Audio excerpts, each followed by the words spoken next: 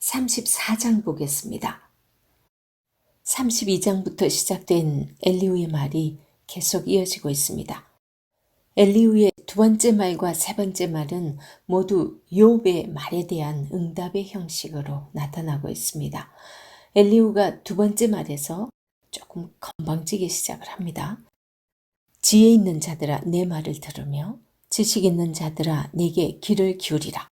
이렇게 시작하면서 엘리후는 자신의 논리가 특별한 것이 아니라 합리적이고 객관적인 것임을 말을 합니다. 그리고 5절에서 9절 여기서는 욥이 한 말을 재인용하면서 욥의 말에 대한 자신의 관점을 반영해서 말을 하고 있습니다. 그리고 10절에서 37절까지 여기서는 엘리후는 욥의 말에 대항해서 하나님의 정당성을 옹호하고 있습니다. 그 가운데서도 10절에서 12절에서는 엘리후는 하나님을 인과응보의 법칙에서 벗어나지 않는 분으로 묘사를 하고 있습니다. 세 번째 말에서 엘리후는 자신이 무고하다고 여기는 욥의 주장에 대해서 공격을 합니다. 35장 2절에서 4절 여기에서 욥의 행동에서 욥이 하나님보다 더 의롭다고 한 것에 대해서 5절에서 15절 여기에서 욥이 주장하는 자신의 권리와 하나님의 통치를 대조하면서 응답을 합니다. 그리고 16절에서 30절에서 하나님의 속성을 공의와 다스림으로 요약하면서 반복을 합니다. 34장 29절에서 30절 한번 읽어보겠습니다. 주께서 침묵하신다고 누가 그를 정죄하며 그가 얼굴을 가리신다면 누가 그를 배울 수 있으랴. 그는 민족에게나 인류에게나 동일하시니 이는 경건하지 못한 자가 권세를 잡아 백성을 올가매지 못하게 하려 하심이니라. 이 말은 욥을 염두에 두고 한 말이라고 볼 수 있는데요. 하나님이 침묵하신 것처럼 보이는 순간에도 하나님은 여전히 민족에게나 인류에게나 동일하게 인간이 알 수 없는 방법으로 통치하시고 하나님은 경건하지 못한 자가 오랫동안 통치하여 백성들을 올가매지 못하게 하심으로 하나님이 더디 행하신다고 그분의 주권을 부정해서는 안 된다라고 표현을 하고 있는 거예요. 그리고 31절에서 37절 여기에서는 엘리후는 악을 행했으면 회개해야 하고 악을 행한 것을 깨닫지 못한다면 깨닫게 해달라고 기도해야 한다고 말합니다. 정말 얄밉죠. 엘리후가 33절에서는 이렇게 말해요. 하나님께서 그대가 거절한다고 하여 그대의 뜻대로 속전을 치르겠느냐? 그러면 그대가 스스로 택할 것이요 내가 할 것이 아니니 그대는 아는 대로 말하라. 엘리후가 이렇게 말하는 것은 하나님이 자신의 무고함을 증명해야 한다는 요구를 굽히지 않는 욥에게 던지는 질문으로 볼 수 있습니다. 그 앞에서 욥이 자신의 무고함을 맹세했는데 엘리후가 그런 결심을 포기하라고 할 수는 없으니까 욥이 직접 그렇게 하기를 요청하고 있는 말을 하고 있습니다. 35장 보겠습니다. 엘리후는 친구들과 마찬가지로 욥에게 대항하여 하나님의 정의를 옹호하는 논지를 전개하고 있습니다. 11절에서 묻는 어디 계시냐고 묻는 자가 없다는 것은 의심으로 인해서가 아니라 신실한 신뢰가 반영된 질문을 하는 일을 찾기 힘들다라는 그런 뜻입니다. 신실한 사람은 위기 때뿐 아니라 항상 그들의 하나님께 묻고 세상에 있는 하나님의 지혜와 선함을 분별한다는 거죠. 그래서 엘리후가 발견한 하나님은 직접적인 간섭이 아니라 간접적인 환경을 통해서 당신의 뜻을 전달하시는 분이라는 그런 의미로 얘기하고 있습니다. 그것을 10절에서 11절에 이렇게 표현하고 있습니다. 나를 지으신 하나님은 어디 계시냐고 하며 밤에 노래를 주시는 자가 어디 계시냐고 말하는 자가 없구나. 땅의 짐승들보다도 우리를 더욱 가르치시고 하늘의 새들보다도 우리를 더욱 지혜롭게 하시는 이가 어디 계시냐고 말하는 이도 없구나.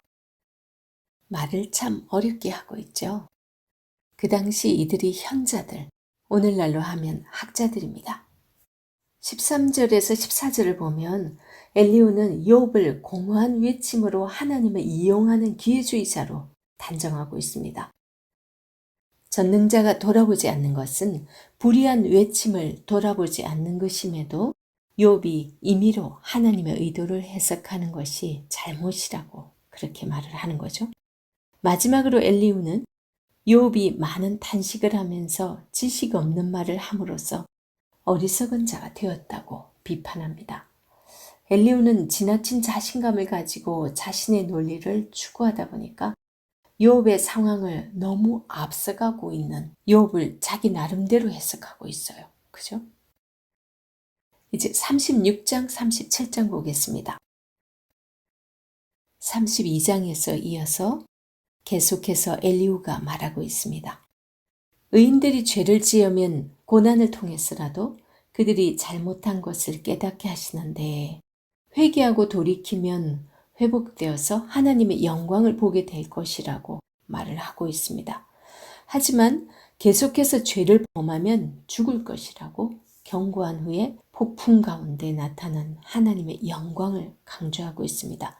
36장에서 37장의 구조는 다음과 같습니다. 36장 1절에서 4절이 서론에 해당하고요. 그리고 36장 5절에서 25절까지가 하나님이 훈련하는 방법에 대해서 말을 하고 있습니다. 그리고 36장 26절에서 37장 20절까지 하나님의 위대한 성품에 대해서 하나님의 위대하심에 대한 이야기를 계속하고 있고요. 그리고 37장 21절에서 24절까지는 하나님의 영광을 찬양합니다. 엘리후는 욥의 불평을 염두에 두고서 하나님의 순전성을 입증하려고 시도를 합니다. 엘리후는 자신이 완전한 지식을 가지고 있다고 생각함으로써 이 교만이죠. 스스로를 지식에 관한 전문가로서 자처하면서 너무나 당당하게 자신 있게 말을 하고 있습니다. 그것도 제일 어린 것이 어른들 앞에 말이죠. 36장 5절에서 15절 여기에서 이미 욥이 비판한 인과응보의 교리를 엘리후는 옹호를 하고 있습니다. 엘리후는 욥의 잘못은 하나님의 충고를 받아들이지 않고 하나님이 교육을 위해서 제공한 이 고난에 욥이 반항했기 때문이라고 말을 하고 있습니다. 이 본문에서는 특히 고난받는 자를 하나님이 어떻게 다루시는지에 초점을 두고 말을 하고 있습니다. 15절 한번 보겠습니다. 36장 15절 하나님은 공고한 자를 그 공고에서 구원하시며 학대당할 즈음에 그의 길을 여시나니 이런 표현들이 고난에 관한 엘리후의 그 생각이 어떠한지를 명확히 잘 보여주고 있습니다.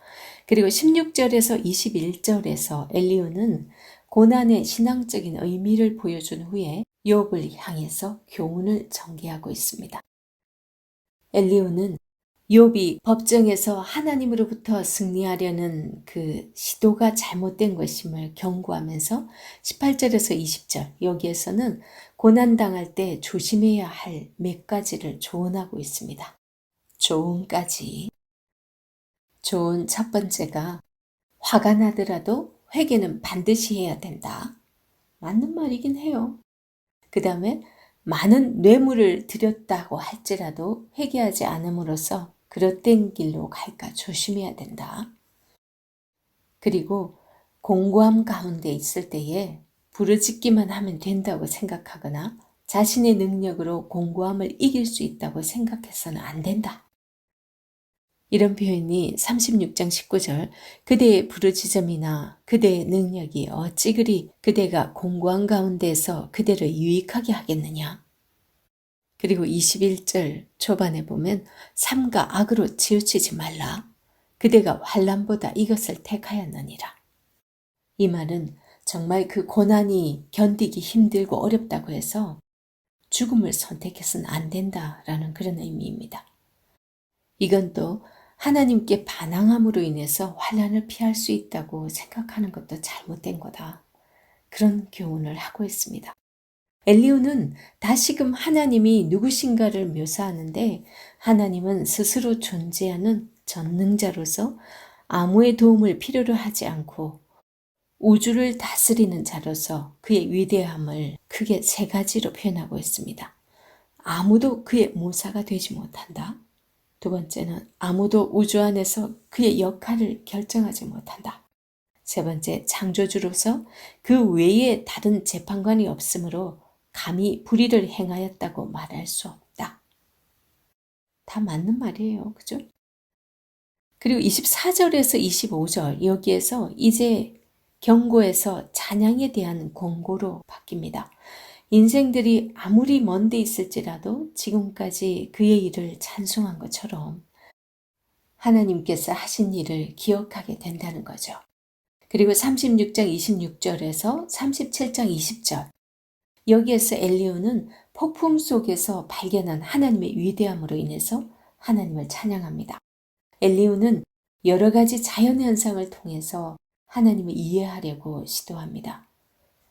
그리고 37장 1절에서 엘리후는 하나님의 목소리에 마음이 떨렸다고 하면서 하나님을 두렵고 떨림으로 맞이하라고 합니다.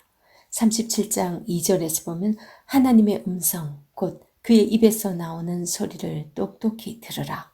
그 소리를 천하에 펼치시며 번갯불을 땅끝까지 이르게 하시고 그 후에 음성을 발하시며 그의 위엄찬 소리로 천둥을 치시며 그 음성이 들릴 때에 번개를 멈추게 아니하시느니라. 이런 자연현상에 대한 엘리후의 해석은 창조주 하나님이 우주를 어떻게 만들었는지에 초점을 맞추고 있습니다.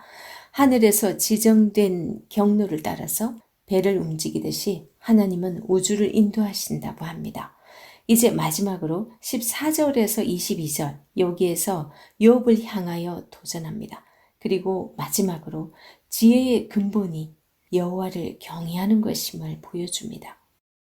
24절은 전통적인 지혜 전승의 내용입니다. 그러므로 사람들은 그를 경외하고 그는 스스로 지혜롭다 하는 모든 자를 무시하느니라. 전통적인 지혜 전승은 여호와를 경외하는 것이 지혜의 기원입니다. 그러나 하나님은 마음이 교만한 자들을 멀리하시니 만약 욥이 하나님을 뵙기 원한다면 교만한 마음을 버리고 여호와를 경외하는 마음으로 기다리라는 의미가 여기에 담겨 있습니다. 38장 보겠습니다. 드디어 하나님께서 나타나셨습니다. 38장에서 41장은 하나님께서 친히 말씀하시는 그런 부분입니다. 이제 뭔가 속 시원한 답을 해주실 것 같은 그런 기대를 하게 합니다. 그런데 하나님은 그동안 욥과 친구들이 논쟁을 벌였던 부분에 대해서 말씀하시지 않으시고 욥의 고난에 대해서도 한마디도 하지 않으세요. 단지 하나님의 질문 세례만 막 쏟아집니다. 그런데 하나님의 말씀을 모두 다 듣고 난 욥의 반응은 어떠했을까요? 그건 42장 5절에서 이렇게 말합니다. 내가 주께 대하여 귀로 듣기만 하였사더니 이제는 눈으로 주를 배움나이다. 도대체 욥은 폭풍 후 가운데 나타나신 하나님으로부터 어떤 메시지를 받은 것일까요? 40장에서 41장 여기에서 하나님은 베헤못, 리오야단 이런 것을 자랑하듯이 말씀을 하시는데요. 전통적으로 하나님을 대적하는 세력으로 나타나는 이 리오야단을 하나님께서 친히 묘사하시면서 그들 역시 하나님께서 조정하심을 말씀하고 있습니다. 왜 그러실까요? 그리고 욥기의 결론 부분인 42장 7절 이하에서 욥을 회복시키시는데 이전보다 갑절의 복을 주시잖아요. 왜 그렇게 하셨을까요? 이런 질문들을 가지고 계속해서 함께 보도록 하겠습니다. 38장에서 42장 6절까지가 이게 큰 단락을 이루면서 하나님의 말씀을 볼 수 있는데요. 하나님의 말씀은 이 큰 구조를 이루고 있습니다. 첫 번째, 하나님께서는 38장 1절부터 40장 5절까지 창조 세계에 대한 이해를 위해서 이런저런 말씀을 하시는데 38장 1절에 이제 도입부가 나오죠. 폭풍우 가운데 나타나신 하나님. 그리고 나서 38장 2절부터 39장 30절 여기서 하나님께서 첫 번째 선언을 하십니다. 하나님 강화가 여기서 시작되죠. 무지한 말로 생각을 어둡게 하는 자가 누구냐? 너는 대장부처럼 허리를 묶고 내가 네게 묻는 것을 대답할지니라. 이 서론 부분에서 하나님께서는 욥의 정체성을 분명히 말씀을 하시고 그리고 하나님께서 질문하는 부분에 대해서 분명히 대답하라고 명령을 하십니다. 그리고 38장 4절에서 38절까지 우주의 구조에 대해서 말합니다. 그리고 38장 39절부터 39장 30절까지 동물의 왕국 같아요. 산염소가 새끼 치는 때를 네가 아느냐? 암사슴이 새끼 낳는 것을 네가 본 적이 있느냐? 그것이 몇 달 만에 만삭되는지 아느냐? 그 낳은 때를 아느냐? 누가 들나귀를 놓아 자유롭게 하였느냐? 누가 빠른 나귀에 매인 것을 부르느냐? 들소가 어찌 기꺼이 너를 위하여 일하겠으며 네 외양간에 머물겠느냐? 타조는 즐거이 날개를 치나 학의 깃털과 날개 같겠느냐?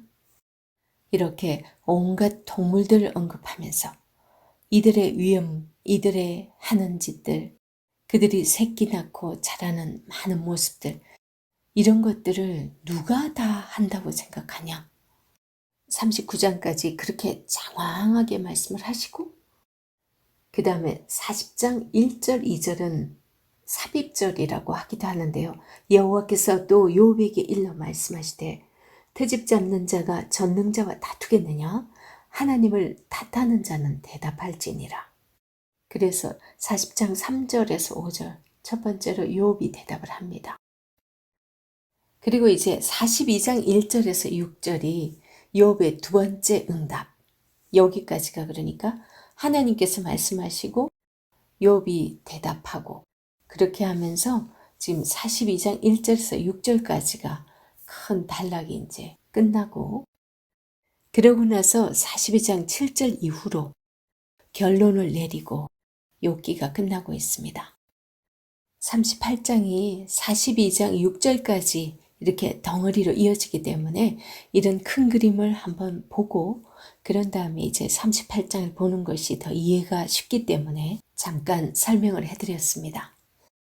38장은 하나님께서 말씀하시는 부분의 시작인데요. 하나님께서 폭풍우 가운데서 나타나서 말씀을 하시죠. 그것 자체가 하나님의 그 창조 세계의 구조와 세상 섭리의 신비를 보여주면서 나타나고 있습니다. 하나님께서 이렇게 폭풍우 가운데 나타나셔서 그렇게 장황하게 많은 말씀을 하신 데는 욥에게 본인의 그 정체성을 바로 심어주고 거기에 대한 깨달음과 욥에게 여러 질문을 통해서 그 응답을 끌어내는 가운데 많은 것을 깨닫게 하기 위한 그런 뜻이 있다고 봅니다. 특히 하나님께서 38장 2절에서 3절 그리고 40장 7절에서 8절 두 번 너는 대장부처럼 허리를 묶고 내가 네게 묻는 것을 대답할지니라 이렇게 말씀을 하시거든요. 이런 표현은 신적인 요구로서 사명자나 하나님께서 사명을 맡긴 그 사명자나 선지자들에게 주로 요구되는 그런 명령입니다. 욥의 첫 번째 응답은 하나님께서 만족스럽지 못했던 것 같습니다. 그래서 첫 번째 답을 듣고도 이후에도 더 많은 말씀을 하셨어요. 그래서 욥의 두 번째 대답은 적극적이어서 하나님의 의도에 부합하여서 하나님께서 이제 말씀을 마치게 됩니다. 하나님은 폭풍 가운데 나타나십니다. 왜 하나님께서 폭풍과 더불어 나타나셨을까요? 어떤 학자들은 하나님의 전사로서의 이미지를 강조하기 위해서 그렇게 나타났다라고 보는 분도 있고요. 어떤 학자들은 욥을 높이 들어올려서 창조세계의 파노라마를 나타내는 지혜의 바람으로 그렇게 해석하는 것이 더 맞지 않나? 이렇게 해석하기도 합니다. 하나님께서 첫 번째 던졌던 이 말씀이요. 무지한 말로 이치를 어둡게 하는 자가 누구냐? 이렇게 말씀을 하셨어요.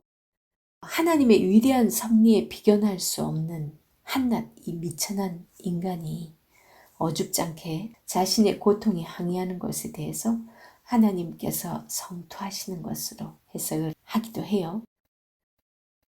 하지만 창조세계 내에서 욥이 어떤 존재인지를 깨닫게 하는 교육적인 그런 강화로 해석을 하는 편이 더 많습니다. 하나님의 반문들은 욥에 대한 견책이기보다는 교육을 위해서 그렇게 하신 것으로 봅니다. 욥의 첫 번째 응답을 이끌어내기까지 하나님께서 크게 두 가지를 언급을 하고 계시는데요. 그 첫 번째가 창조 세계의 구조와 운행입니다. 이게 이제 38장 4절에서 38절이죠. 그리고 두 번째는 5쌍 동물들이 지닌 그 생태적인 특징들이에요. 온갖 동물들 언급하면서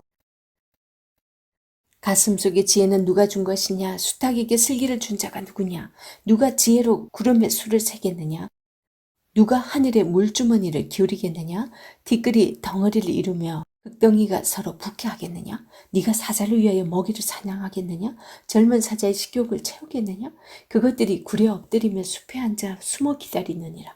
까마귀 새끼가 하나님을 향하여 부르짖으며 먹을 것이 없어서 허우적거릴 때 그것을 위하여 먹이를 마련하는 자가 누구냐? 이런 것들을 쫙 말씀하시는데, 이런 첫 번째 강화를 통해서는 하나님께서 세상의 섭리와 이치를 말씀을 하고 있습니다. 이 말씀은 38장 2절에서 무지한 말로 생각을 어둡게 하는 자가 누구냐? 이런 표현으로 볼 때 하나님께서는 욥이 어둡게 했다라는 것으로 얘기하고 있잖아요. 그래서 그 이치는 여전히 건재하고 있다. 굳건히 서 있다. 그렇게 얘기하는 겁니다. 그래서 먼저 창조세계의 구조와 운행을 살펴보면 이는 다시 지구의 기초와 바다의 경계, 아침빛과 어두운 심원, 전체 운행과 기후현상의 내용들로 나뉘어집니다. 욥기가 쓰였던 시대의 우주의 구조에 대해서 설명 가능한 모든 영역이 다 출동되고 있습니다. 그죠? 내용으로 보면 당시의 자연과학 교과서라고 할 수 있을 만큼 우주를 구성하는 요소들로 이루어져 있습니다. 동시에 이 본문은 문학 형식상 그 어떤 것도 따를 수 없는 신미적인 표현들로 가득 차 있습니다. 첫 번째, 땅의 기초 또는 모퉁이돌을 언급하는 가운데 지구가 일정한 터전 위에 서 있는 것으로 판단한 이 고대 이스라엘 사람들, 그들의 우주관을 소개하고 있습니다. 두 번째로 바다를 상징적으로 모태로부터 이제 막 태어난 신생아로 언급을 하면서 바다에 깔린 구름 한 개는 아기를 감싸는 강보로 표현하고 있습니다. 그리고 세 번째는 근원적인 악은 그 경계 내에 갇혀 있지만 그럼에도 악인들이 인간 사회를 위협하는 그 행동을 하고 있는 것은 아침 광명과 더불어 소멸됐다고 이제 없어질 거라고 노래를 합니다. 또한 38장 13절을 보면 사람이 옷에서 먼지를 털어버리듯이 새벽빛이 지구로부터 악인들을 틀어버릴 것을 그렇게 비유되고 있어요. 그리고 네 번째로 하나님의 이치는 빛의 영역뿐 아니라 어둠의 심원까지 땅끝까지 미칩니다. 한마디로 하나님의 섭리가 이르지 않는 곳이 없다라는 것을 강조하고 있습니다. 이 부분이 38장 16절에서 18절. 그리고 창조세계의 묘사와 하나님의 섭리는 이제 땅에 거하는 동물들에게까지 확장이 되고 있습니다. 구약 성경 어느 곳에서도 욥기처럼 동물들에 대한 객관적인 묘사가 나타나는 곳이 없어요. 이렇게 첫 번째 하나님의 연설은 흥미롭게도 욥에게 대답을 요구하는 것으로 마무리를 하고 있습니다. 그게 바로 40장 1절에서 2절이죠. 서두에서 대장부처럼 허리를 동이고 대답하라.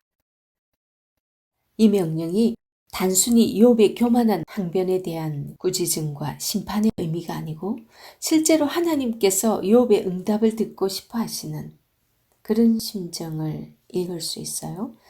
욥의 대답은 두 가지 내용을 담고 있습니다. 첫 번째는 본인의 존재성이 아주 미천하다라는 것을 깨달은 거예요. 그다음 두 번째는 더 이상 말을 할 수가 없다라고 이제 말을 하고 있습니다. 욥이 창조주 하나님의 전능하심 앞에 굴복한다는 것인지 아니면 그 전능하심 앞에 더 이상 무슨 말을 할 수 있겠느냐는 그런 의미인지 조금 모호하긴 해요. 단 이 욥의 심정을 짐작하게 하는 것은 입을 가리는 행동이에요. 이 입을 가리는 행동은 잠언 30장 32절에서 나오는데요. 이것은 스스로 교만한 말을 했거나 악한 일을 도모하면 손으로 입을 막으라는 그런 표현이 있어요. 그런 것으로 볼 때 욥은 자신의 그 교만한 말, 지금까지 막 쏟아부었던 그 말을 회개한다는 의미로 입을 가리고 있다라고 우리는 생각할 수 있습니다. 그것을 증명해 주는 것이 21장 5절에서 자신의 처참한 상황을 본 친구들에게 더 이상 무슨 말할 것이 아니라 그저 그냥 조용히 손으로 입을 가리라고 그렇게 말을 했거든요. 그리고 29장 9절에서는 이 욥이 과거에 왕과 같은 존재로서 사람들 앞에 났으면 방백들은 말을 참고 손으로 입을 가리며 욥의 권위에 복종하였던 그런 장면을 또 언급을 하고 있습니다. 그런데 지금 욥의 첫 번째 응답은 진정한 지혜자이신 하나님께서 듣고 싶어 하시는 그런 반응이 아니었던 것 같아요. 왜냐하면 하나님께서 두 번째 말씀을 계속 하시고 계시기 때문이에요. 그리고 40장 7절에서 내가 네게 묻는 것을 대답하라. 이렇게 하나님께서 또 정말 듣고 싶어 하시는 그런 대답을 지금 촉구하고 있잖아요. 그래서 하나님께서 여전히 욥의 다른 응답을 기다리고 계셨을 거라고 봅니다. 우리는 하나님께서 욥에게 세상의 창조 질서를 교육하시려는 그런 것은 아닌가? 그리고 욥의 바른 정체성을 심어주기 위한 것이 아닌가? 그런 생각도 하게 되는데 그럴 가능성도 많이 있을 것 같습니다. 그 이유는 하나님의 말씀의 시작이 누구냐? 라는 질문으로 시작되었다라는 거죠. 비록 역설적이긴 하지만 하나님께서 욥에게 욥의 정체성을 두고 하나님과 변론하는 자라고 하셨다고 봅니다. 두 번째 하나님 강화의 그 시작 역시 욥을 하나님의 심판을 패하는 자로 묘사하고 있습니다. 그리고 9절에서 14절까지는 욥의 정체성 문제를 하나님의 정체성과 대조시켜서 상세하게 묘사를 해주고 있거든요. 특히 10절에 너는 위엄과 존귀로 단장하며 영광과 영화를 입을지어다. 여기에서 사용되는 위엄과 존귀, 영광과 영화 이런 단어들은 하나같이 하나님이나 이 예수님, 이 신적 존재에게 사용하는 그런 단어들입니다. 그래서 욥에게 신과 같은 성품과 섭리로 직접 다스리는 위치에 처해보라는 그런 하나님의 요구로 보여지기도 합니다. 38장을 하다가 하나님의 말씀이 계속 이어져서 이렇게 뒤하고 연결이 되다 보니까 지금 40장까지 와버렸어요. 40장 15절에서 24절은 베헤못에 대해서 말씀을 하시는데 이 베헤못에 대해서는 초식 공룡이라고 생각하는 사람들도 있습니다.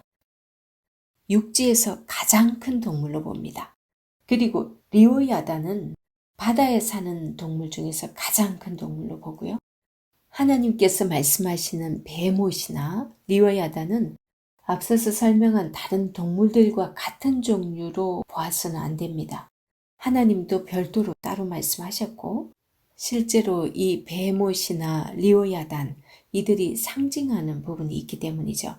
하나님께서 창조하신 창조물 중에서 가장 힘이 세고 큰 것들로 지으신 것 중에 으뜸이고 자랑스러워 하시는 그런 동물이 베헤못과 리오야단입니다. 40장 15절 이제 소같이 풀을 먹는 베헤못을 볼지어다. 내가 너를 지은 것 같이 그것도 지었느니라. 하나님께서는 욥처럼 이 동물도 대등하게 창조를 하셨다고 말씀하십니다. 그리고 하나님께서는 이 베헤못에 대해서 19절에서는 이렇게 말씀합니다. 그것은 하나님이 만드신 것 중에 으뜸이라. 그것을 지으신 이가 자기의 칼을 가져오기를 바라노라. 40장 19절에서 24절 여기에서 베헤못의 으뜸성을 말씀하시는데 24절을 보면요. 24절 그것이 눈을 뜨고 있을 때 누가 능히 잡을 수 있겠으며 갈고리로 그것의 코를 꿰 수 있겠느냐?